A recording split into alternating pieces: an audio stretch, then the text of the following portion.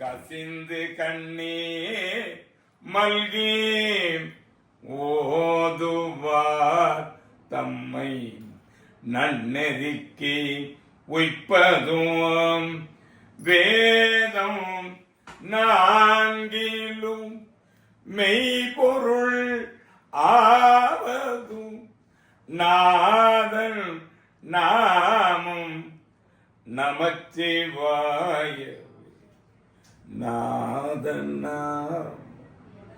நமச்சிவாய நம்புவார் அவர் நாவில் நவிற்றினார் வம்பு நாள் மலர்வார் மது ஒப்பது செம்போனா திலகம் உலகிற்கு எல்லாம் நம்மன் நாமும் நமச்சிவாய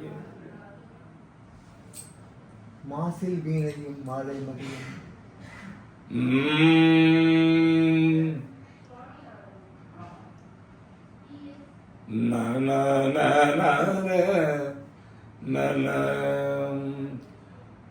மாசில் வீணையும் மாலை மதியமும் வீசே தென்றலும் விங்கில வேனிலும் மூசே வண்டரை பொய்கையும் போன்றது ஈசன் எந்தை இணையடி நீழலே. அவர் சுண்ணாம்பு கால்வாய்களை நாவுக்கரசரை அடைச்சிருந்த போது இந்த பாட்டு பாடுறார். அப்போ எவ்வளோ சூடாக இருக்கும், எவ்வளோ கஷ்டமாக இருக்கும். அந்த நேரத்தில் மாசில் வீணையும் மாலை மதியமும் வீசு தென்றலும் பாடுறார். அவர் உள்ளுக்குள்ள சிவன் இருக்கிறதுனால அவர் இருக்கிற சூழல் இருக்குல்ல, அப்படியே அமைதியாக தென்றல் காட்டோட குளிர்ச்சியாக இருக்கிற மாதிரி, ஏதோ ஊட்டியில் கெஸ்ட் ஹவுஸில் இருக்கிற மாதிரி பாடுறார் அவர். அதுவும் இளவேநீர் காலத்தில். இளவேநீர் காலம்னா வெய்ய நேரம். இப்போ பனி காலத்தில் நம்ம போய் குளத்து பக்கத்தில் ஒரு சேர் போட்டுக்கிட்டு காற்று வாங்க முடியும்.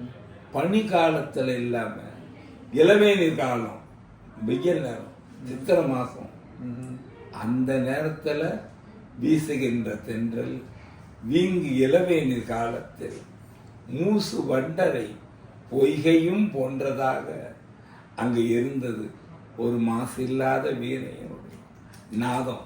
அதுக்கு காரணம் அவனுடைய இணையடி கீழே அந்த நிழல்ல நான் இருந்ததுனால எனக்கு இதெல்லாம் கிடைச்சதுங்க. அழகான ஒரு பாட்டு. எப்போதும் அதை கேட்டு கேட்டு வியப்பேன். எப்படி ஒரு பக்தியோடைய உச்சகட்டத்தில் இருந்தால் அப்படி ஒரு உணர்வோடு பாட முடியும் அப்படின்னு நினச்சி